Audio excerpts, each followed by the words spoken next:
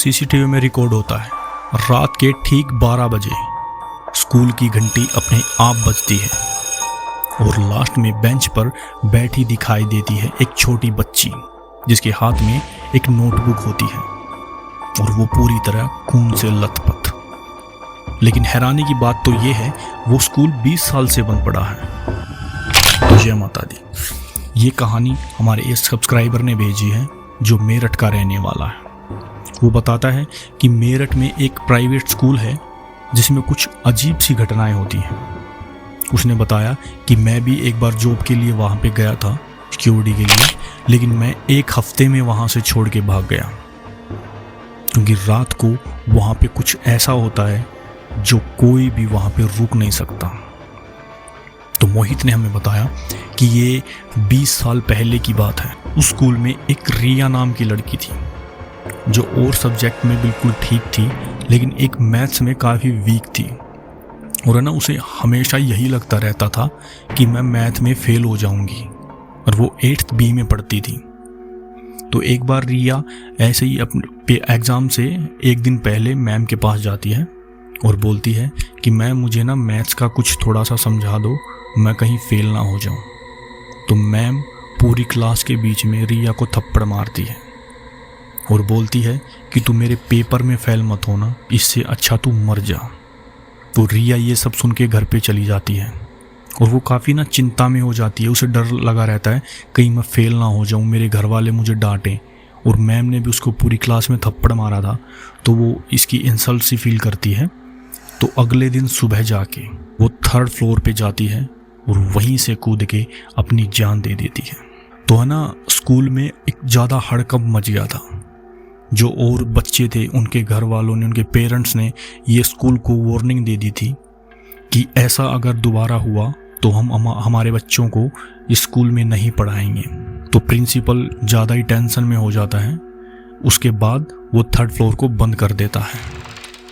ऐसा ही कुछ दिन चलता रहता, सब कुछ ठीक हो जाता है वैसे ही नॉर्मल। लेकिन अगले साल की बात, जैसे ही एग्ज़ाम फिर से आते हैं, रात के ठीक 12 बजे एग्ज़ाम के दिन, मैथ्स के एग्ज़ाम के दिन, अपने आप स्कूल की घंटी बजती है और सीसीटीवी में रिकॉर्ड होता है कि एक छोटी बच्ची लास्ट में बेंच पर बैठी है जिसके हाथ में एक नोटबुक है और वो पूरी तरह से खून से लथपथ। जो वहाँ का सिक्योरिटी गार्ड होता है वो अचानक से सीढ़ियों से गिर के मर जाता है और पोस्टमार्टम रिपोर्ट में आता है कि उसकी हार्ट अटैक से डेथ हुई है। तो प्रिंसिपल ये सब सुन के काफ़ी डर जाता है।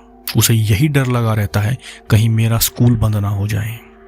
अगर सबको ये बात बाहर आ गई तो मेरा स्कूल बंद हो सकता है। तो वो इसी बात को वहीं पे दबा देता है और ऐसे ही चलता रहता है कुछ दिन और। एक नया सिक्योरिटी गार्ड आता है। उसने बताया कि रात को वो ऐसे ही बैठा हुआ था और सीसीटीवी चेक कर रहा था। तो अचानक से कैमरे के सामने एक छोटी लड़की आती है और ज़ोर से चिल्लाती है कि मैं फेल हो जाऊंगी, प्लीज़ मुझे मत मारो मैम। ये सब सुनते ही वो बेहोश हो जाता है और सुबह जब होश में आता है तो वो बताता है कि मुझे एक छोटी बच्ची दिखाई दी और सिर्फ एक ही बात बोल रही थी कि मैं फेल हो जाऊंगी, प्लीज़ मुझे मत मारो मैम।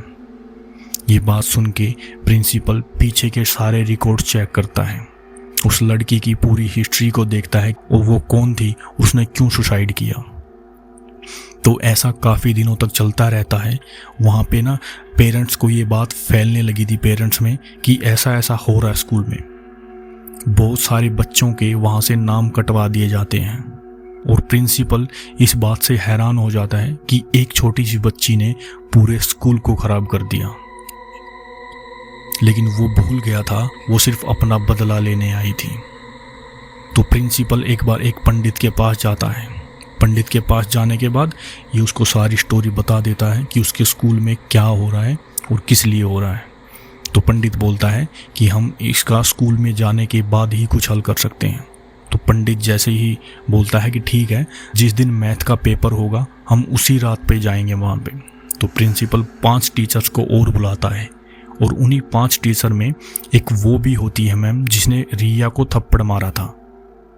वहाँ पे रात को 12 बजे जाते हैं और अचानक से स्कूल की घंटियाँ बजने लगती हैं और पूरे सीसीटीवी अपने आप बंद हो जाते हैं। सभी टीचर काफ़ी डर जाते हैं, लेकिन उन्हें वो पंडित एक बोलता है कि कोई कहीं नहीं भागेगा, आराम से यहाँ पे बैठ जाओ, मैं हूँ तुम्हारे साथ, मैं सब कुछ देख लूँगा। तो तभी उसके बाद पंडित वहाँ पे अपना सामान वगैरह लगाता है, हवन वगैरह की तैयारियाँ करता है।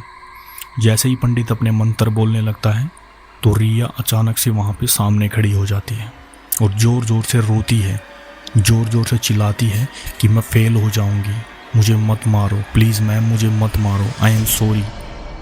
ये सब सुन के जो वो मैथ वाली मैडम होती है वो बेहोश हो जाती है और रिया अचानक उसके कान के पास जाती है, उसे बोलती है कि आपने मुझे क्यों मारा, मैं फेल हो जाऊंगी, मैं फेल हो जाऊंगी, प्लीज़ मुझे मत मारो, मैं आपकी वजह से मरी हूँ, तो अब आपको भी मरना पड़ेगा। और ये बोलते ही उस मैडम की हार्ट अटैक से डेथ हो जाती है। अभी पंडित अपना दिमाग लगाता है और एक पेपर को उठाता है जो कि कुछ साल पहले रिया का था, और वो उसे चेक करके बोलता है कि रिया तुम पास हो गई हो।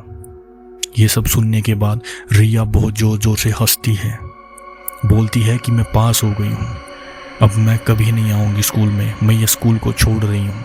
उसके बाद कहा जाता है कि रिया स्कूल में कभी नहीं दिखाई दी, सब कुछ ठीक हो जाता है, बच्चे वैसे ही फिर से आने लग जाते हैं। लेकिन कहते हैं अगर फिर से कोई टीचर ऐसे ही किसी बच्चे को मारती है या उसे कुछ पढ़ाने से मना करती है, फिर से वही रात के ठीक 12 बजे अपने आप घंटी बजती है उस स्कूल में। सिक्योरिटी गार्ड बताते हैं कि घंटियाँ अपने आप बजने लगती हैं और ज़ोर ज़ोर से चिल्लाने की आवाज़ें आती हैं।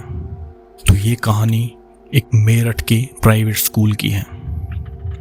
तो गाइज़, अगर आपको ये कहानी पसंद है तो हमारे चैनल को सब्सक्राइब करो और ऐसी ही कहानियाँ सुनने के लिए बने रहना। कल फिर आएंगे एक नई कहानी के साथ। जय माता दी।